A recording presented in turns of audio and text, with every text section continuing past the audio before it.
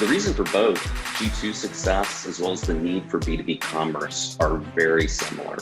In G2's example, buying software is hard. It's a complex process.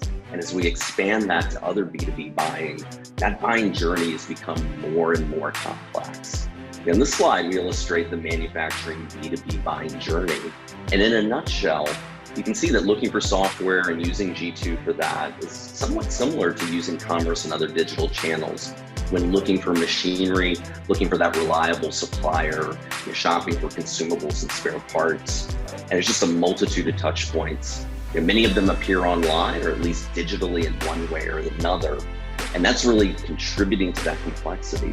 According to a recent survey, 77% of B2B buyers say that their latest purchase was complex or difficult. The complexity in the buying journey is what makes B2B very special. If we look specifically at manufacturing, it goes beyond the online front store. And to keep track of this, you need to look at a whole portfolio of software categories beyond just e-commerce platforms, such as customer relationship management, CRM, configure price quote, often known as CPQ, or quote to cash, and of course your ERP backend, as mentioned by Will earlier.